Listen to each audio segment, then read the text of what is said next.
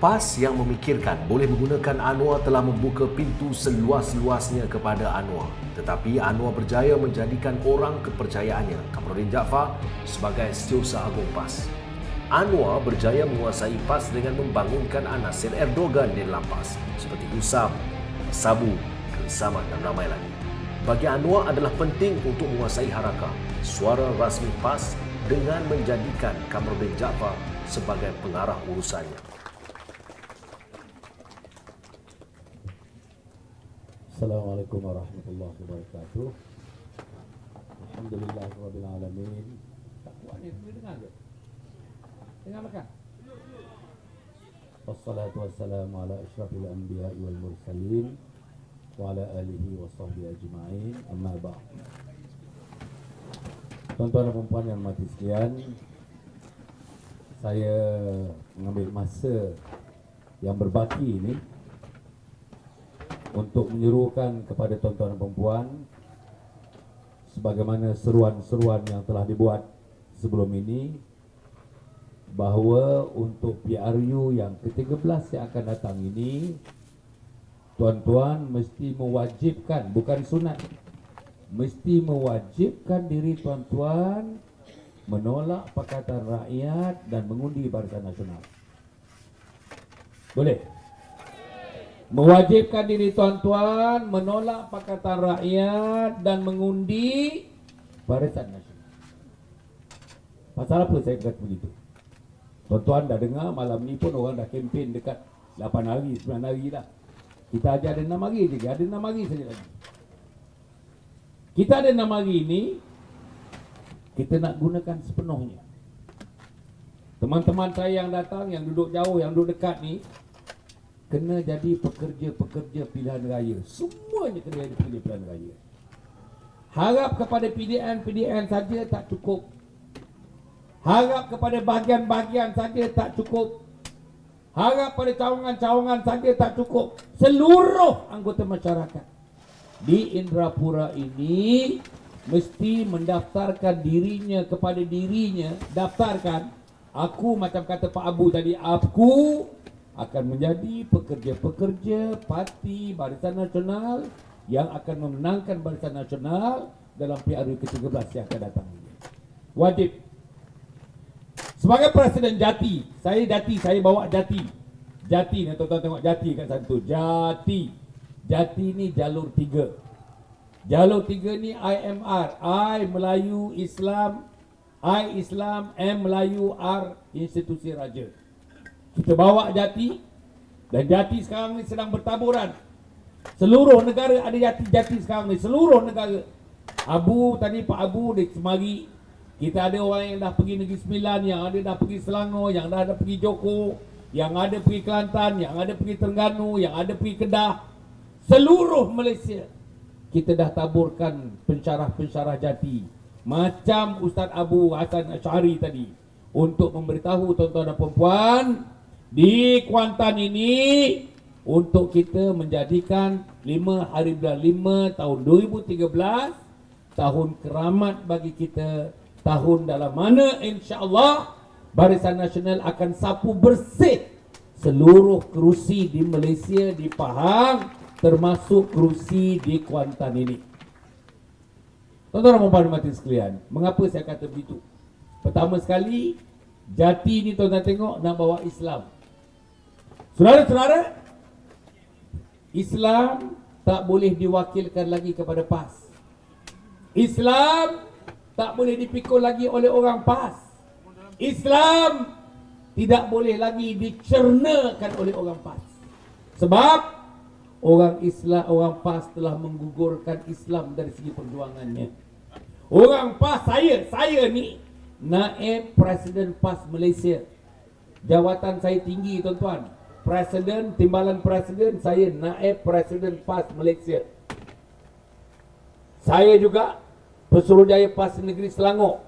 Pesuruhjaya PAS Negeri Selangor selama 8 tahun berturut-turut.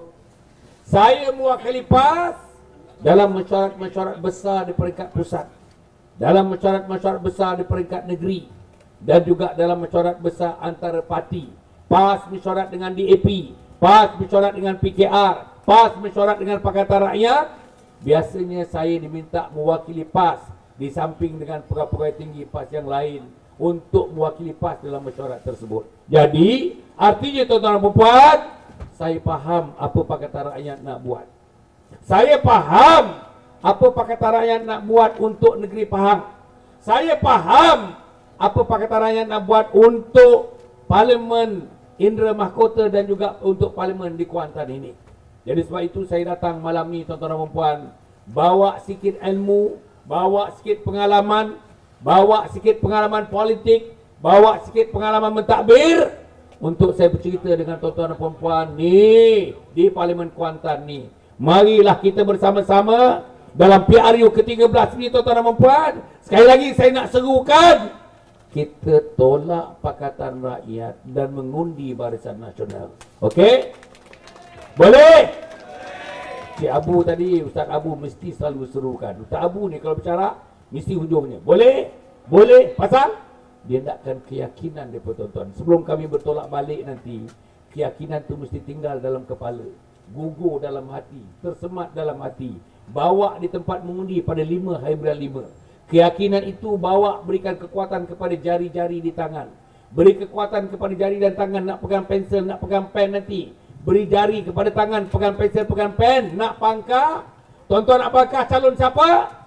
Calon BN. Dan tuan-tuan pasti memastikan tidak ada calon Pakatan Rakyat PAS, tak ada calon Pakatan Rakyat DAP, tak ada calon Pakatan Rakyat PKR yang akan tuan-tuan beri kemenangan di seluruh negeri Pahang, termasuk Parlimen Kuantan dan Parlimen Indra Mahkota. Tuan-tuan dan puan-puan sekalian, apa sebabnya? Pertama, tentang Islam. Saya dah kata tadi, kita tidak boleh mengharapkan sekarang ni sama sekali. We cannot attach any hopes. Jangan harap sama sekali PAS akan menjadi penjulang-penjulang kepada Islam. Dulu boleh, 20 tahun dulu boleh, di bawah tuan-tuan pimpinan sampai yang terakhirnya, daripada Dr. Burhanuddin Helmi, daripada Dr. Zulkifli Muhammad, daripada Yusuf Rawa sampai yang terakhir kepada pimpinan PAS namanya Datuk Fadil Noh. Stop dekat situ. Tahun 2008 bila PAS bergabung dengan PKR, PAS bergabung dengan DAP, rosak. PAS rosak, ahli PAS rosak, pimpinan PAS rosak. Siapa yang merosakkan? Yang pertama ialah proksi Anwar dalam PAS, yang dipanggil Anwarinas di dalam PAS. Ramai. Sekarang tuan-tuan dan puan, bilangan dalam PAS orang-orang ini 70%, 80%, setengahnya mengatakan 80% daripada barisan pimpinan PAS di peringkat pusat sekarang ini dikuasai oleh kumpulan Anwarinas. Hanya 20% saja dikuasai oleh golongan ulama. Masa saya mula-mula masuk PAS dulu, 80% adalah ulama, 20% adalah kumpulan profesional yang bukan ulama. Sekarang ini 80% kumpulan profesional yang dikuasai daripada jauh dan dekat oleh Anwar Ibrahim, dan tuan-tuan dan puan, hanya 20% saja daripada kumpulan ulama. Sebab itu, oleh kerana kuasaan Anwar Ibrahim besar dalam PAS, Anwar Ibrahim tak mau PAS diberikan kekuatan untuk menegakkan Islam, pasal Anwar Ibrahim nak buat dua agama, nak bawa dua agama ke Malaysia. Dia tak ada Islam yang agamanya bersandarkan kepada Ahli Sunnah wal Jamaah. Dia tak ada. Ditanyakan kepada kita, boleh tak Malaysia dijadikan negara Islam bersandarkan Ahli Sunnah wal Jamaah? Dia ragu-ragu. Dia tak kata kalau dalam keadaan suasana masyarakat majmuk macam Malaysia ini, dia kata menjadikan Malaysia negara Islam tu something untenable. Untenable maknanya tak boleh dibuat di Malaysia ini. Jadi dia nak bawa ada dua agama ke Malaysia. Yang pertama namanya religious pluralism, pluralisme agama. Yang kedua, dia nak bawa satu agama lagi namanya Islam liberal. Religious pluralism Anwar nak bawa, sudah dibawa, sudah berkembang di Malaysia. Satu lagi namanya Islam liberal. Kedua-duanya, kata ulama-ulama, kata ilmuwan-ilmuwan, kepada agamawan, kepada orang-orang yang faham tentang agama, amalan nak bawa Islam liberal, amalan nak bawa religious pluralisme agama itu amalan syirik dan tidak boleh diterima sama sekali oleh agama Islam Ahlussunnah wal Jamaah yang sedang kita praktikkan di Malaysia.